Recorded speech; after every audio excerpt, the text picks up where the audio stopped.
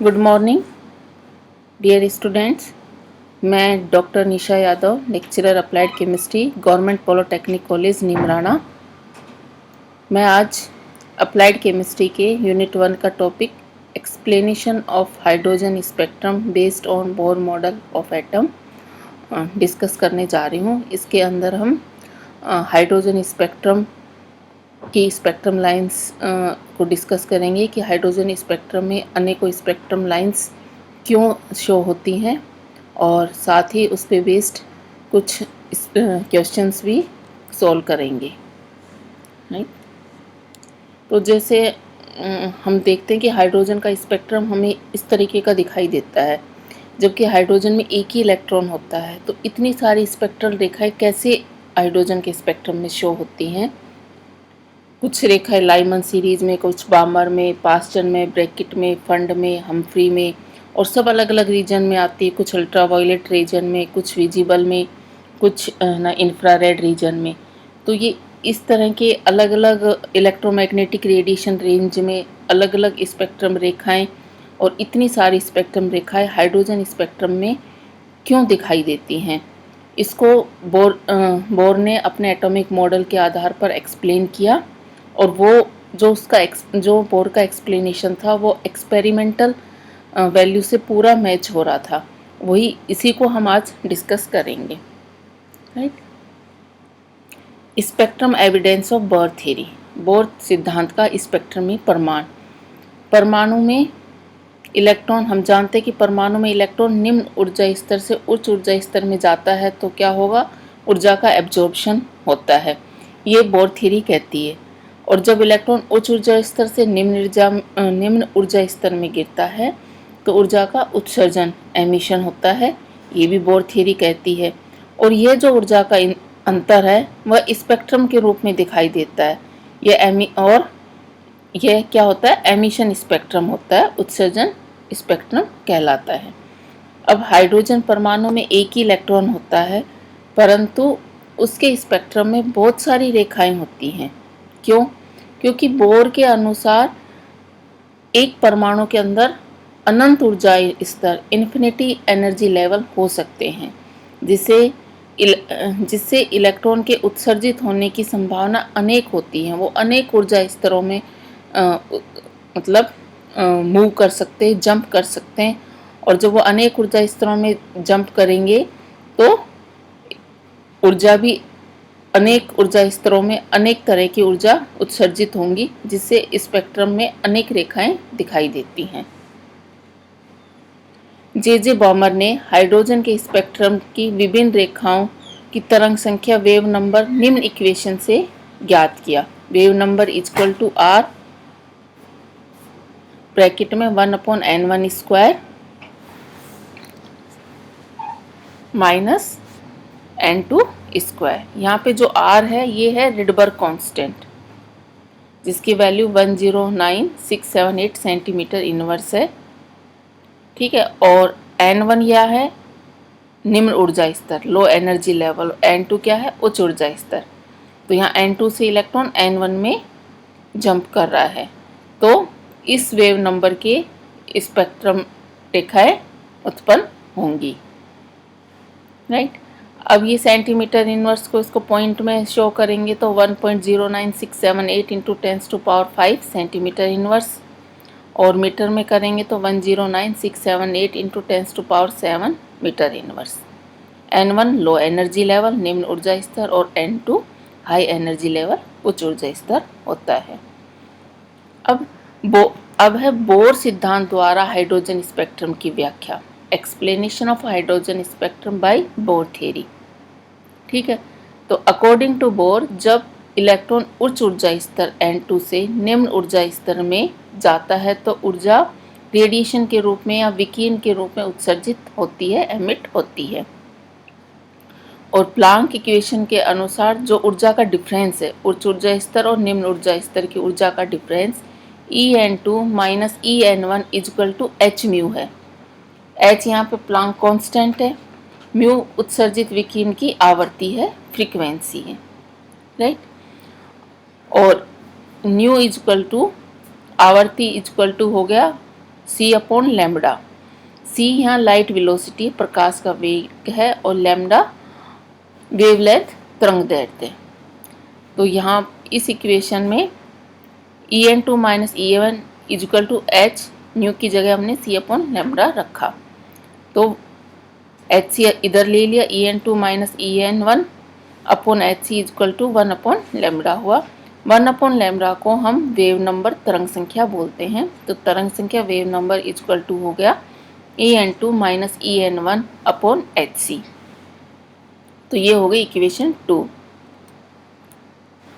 अब बोर के अनुसार हाइड्रोजन परमाणु, जिसके लिए परमाणु क्रमांक Z इक्वल टू 1 होता है, के इलेक्ट्रॉन की ऊर्जा N2 तथा N1 कक्षा ऊर्जा स्तर में इस तरीके से होगी।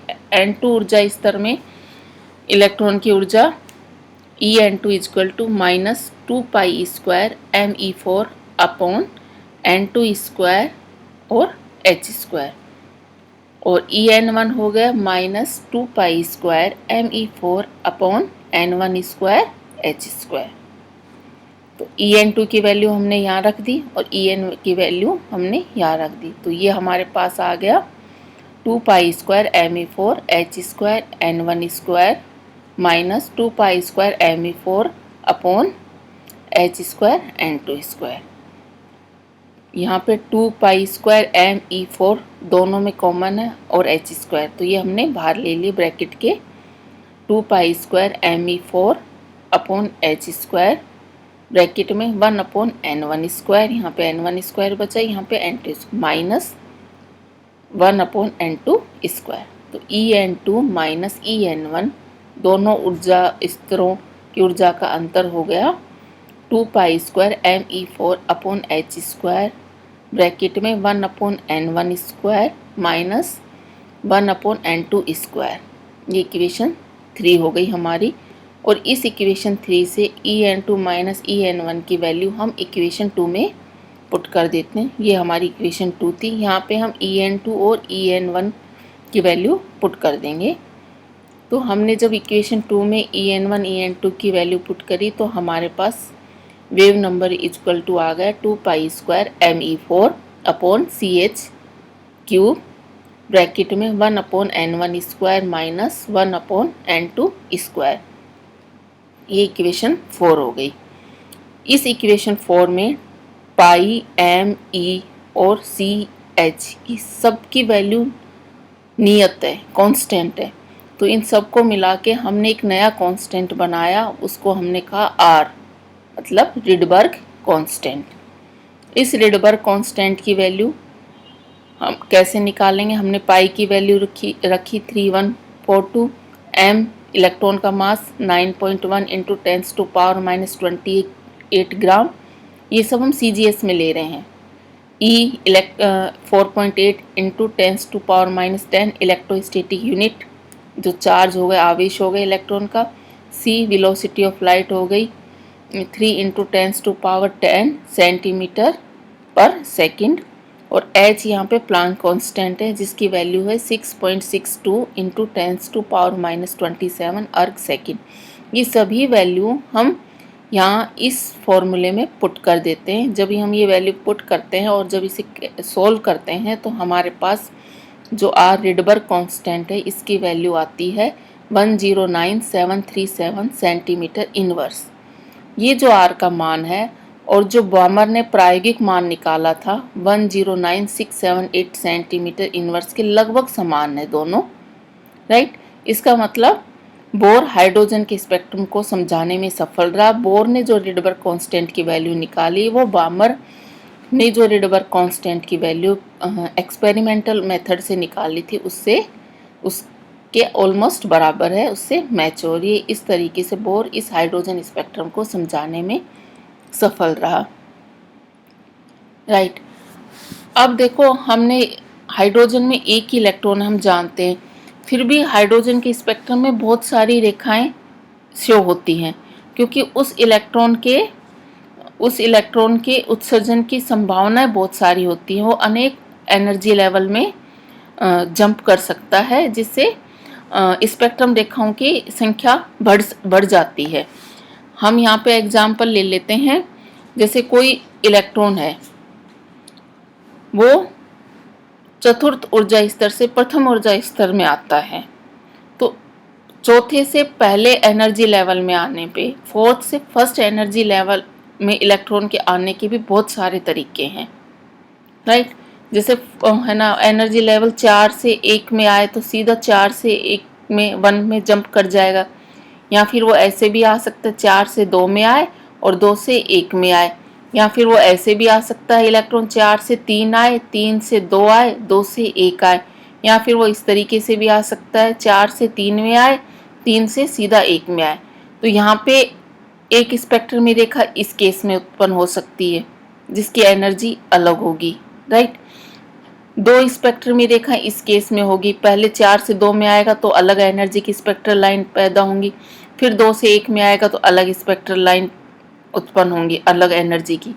यहाँ पे 3 हो सकती हैं, 4 से 3 में आने की अलग एनर्जी की स्पेक्ट्रल लाइन, 3 से 2 में आने की अलग लाइन और 2 से 1 में आने की अलग लाइन।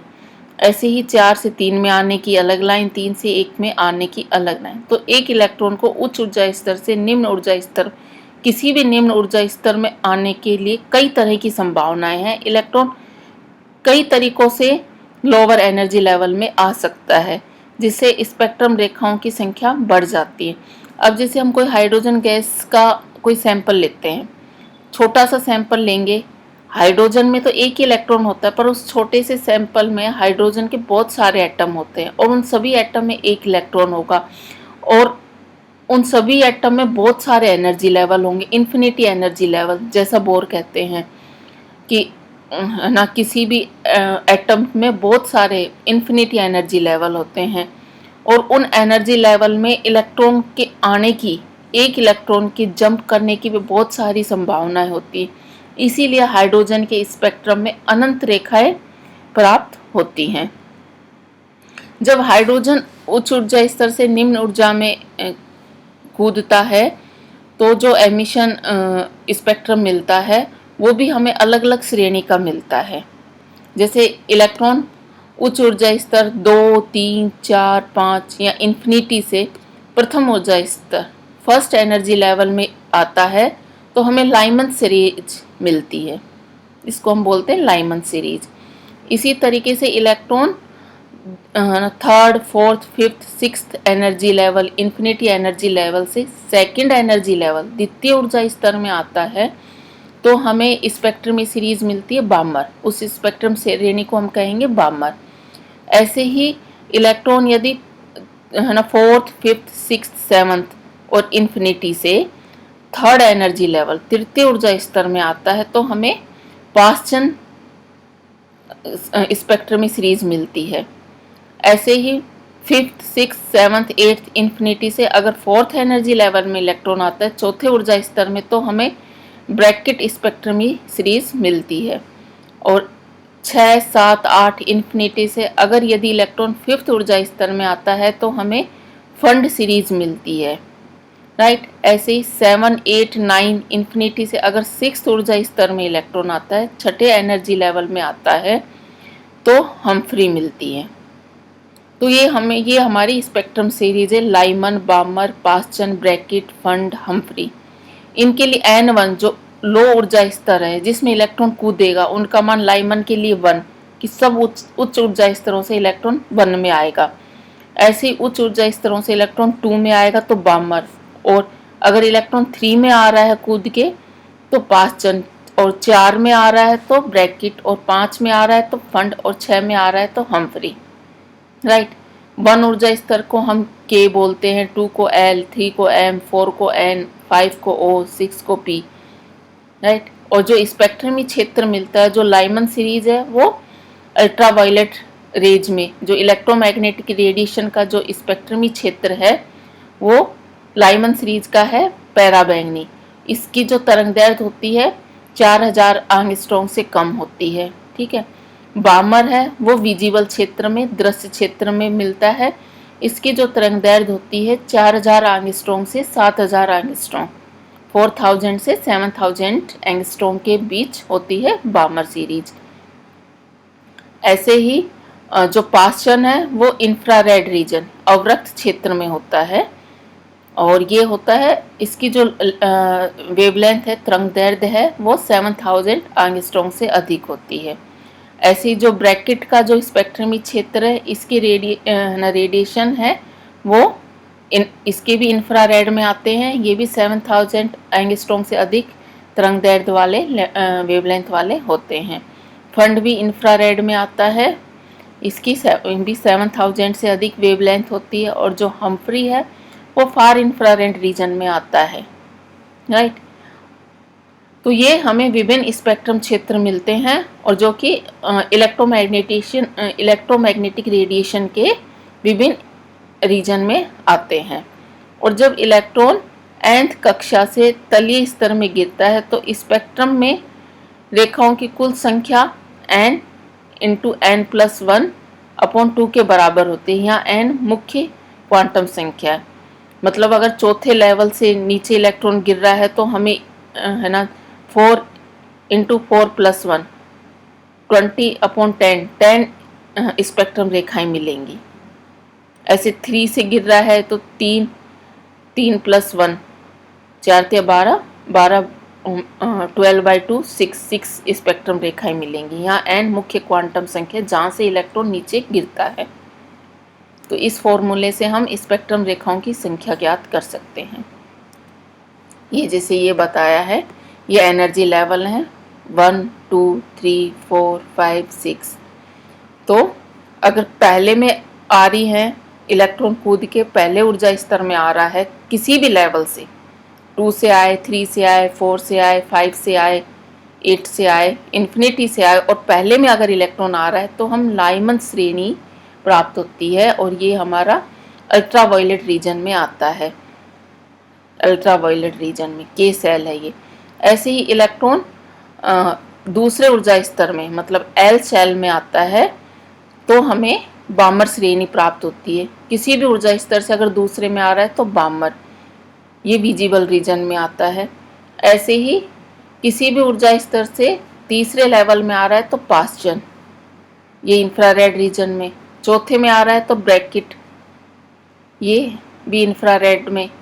पांचवें में आ रहा है फंड, ये भी इंफ्रारेड में। और छठे में आ रहा है तो हम्फ्री, ये भी फार इंफ्रारेड रीजन में आएगा। ये इस तरीके से ये मिलते हैं। ये देखो, ये कलरफुल में शो कर रखा है। पहले N1 में आ रहा है लाइमन श्रेणी मिलती है, अल्ट्रावायलेट रीजन में आ रहा है। N2 में आता है इलेक्ट्रॉन ऊपर से जंप करके तो बामर श्रेणी मिलती है, ये विजिबल रीजन है। ऐसे N3 में आता है तो पास्चन में आता है, ये नियर इंफ्रारेड है। ऐसे ऊपर से आता है और ब्रैकेट में आता है फार इंफ्रारेड, फंड भी फार इंफ्रारेड। तो ये जो अल्ट्रावायलेट रीजन है वो 4000 एंगस्ट्रॉम के आसपास होता है, ठीक है। और जो विजिबल रीजन है, अल्ट्रावायलेट रीजन 4000 से नीचे होता है, और जो 4000 से 7000 के बीच हमारा विजिबल होता है, कलरफुल होता है। और 7000 से ऊपर जो एंगस्ट्रॉम वेवलेंथ होती है वो इंफ्रारेड रीजन होता है। अब हम कुछ क्वेश्चन हैं जो हाइड्रोजन स्पेक्ट्रम पे बेस्ड है, उनको सॉल्व कर लेते हैं। यदि हाइड्रोजन का इलेक्ट्रॉन द्वितीय कक्षा से प्रथम कक्षा में कूदता है तो उत्सर्जित विकिरणों की तरंगदैर्ध्य मतलब वेवलेंथ, आवृत्ति मतलब फ्रीक्वेंसी तथा तरंग संख्या मतलब वेव नंबर क्या होगी। तो तरंग संख्या wave number = 1/λ = r into 1/n1² - n2²। ये हमारा फॉर्मूला था, राइट। हाइड्रोजन के लिए Z1 है, वैसे Z की इसमें वैल्यू चाहिए नहीं, N1 है वो 1 है, इसमें लिखा है द्वितीय कक्षा से प्रथम कक्षा में कूदता है। तो लोअर ऊर्जा स्तर N1 1 है और उच्च ऊर्जा स्तर N2 2 है, 2 है। ये सारी वैल्यू हम इसमें पुट करते हैं फॉर्मूले में। तो वेव नंबर हो गया, रिडबर्ग कांस्टेंट की वैल्यू 109737 है, N1 1, N2 ये 2 2 जा 4 हो जाएगा। यहाँ 4 हमने वो ले लिया एलसीएम, 4 - 1 3, तो ये आ गया 109737 इंटू 3/4।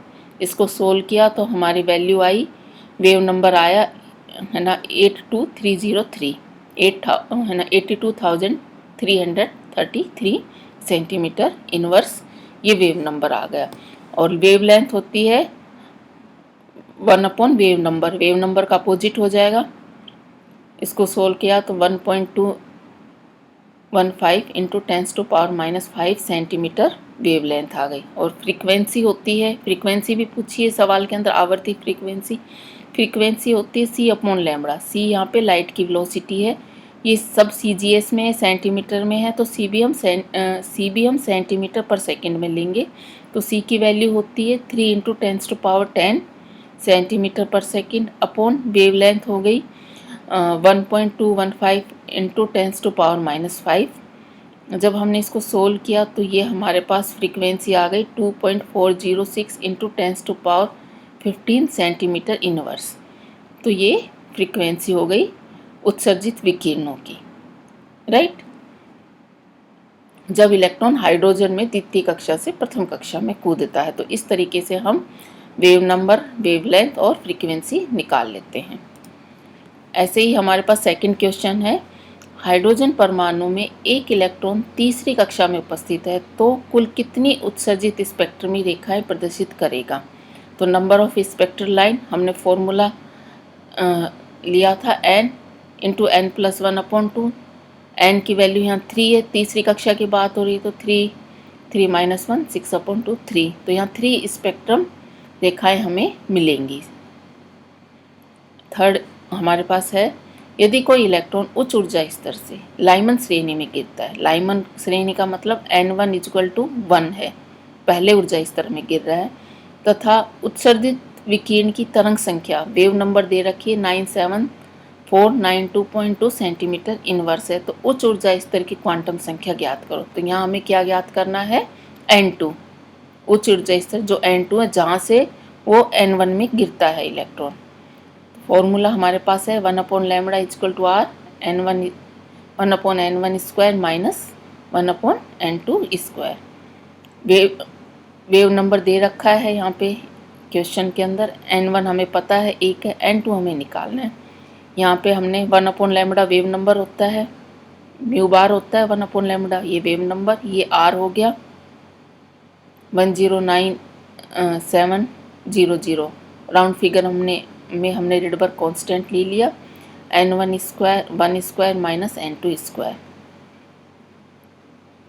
ये रिडबर्ग कांस्टेंट की वैल्यू इधर आ गई, इसके बटे में आ गई है, और ये n2² माइनस n1²। इसको हमने सोल्व किया 0.88 आया, 0.88 = n2² माइनस 1/n2²। ये n2² इधर गया, 0.88 n2² = n2² माइनस 1। इस n2² को हमने इधर ले लिया, तो ये हो गया 0.12 n2² = 1, n2² आ गया 100/12। जब इसको हमने रूट लिया तो ये 100/12 ऑलमोस्ट 8 आएगा, 12 8 × 96 होता है, तो ऑलमोस्ट 8 आया, और इसका जब हमने रूट लिया तो ऑलमोस्ट 3 आया। तो n2 जो है एनर्जी लेवल वो थर्ड हो गया हमारा। तो इस तरीके से हम ये न्यूमेरिकल सोल्व कर लेते हैं। तो इस वीडियो लेक्चर में हमने हाइड्रोजन स्पेक्ट्रम कंप्लीट कर लिया और उस पर बेस्ड कुछ क्वेश्चन भी सोल्व कर लिए जो एग्ज़ाम पॉइंट ऑफ व्यू से बहुत ही इम्पोर्टेंट हैं। तो आज का ये लेक्चर कंप्लीट हुआ। Thank you.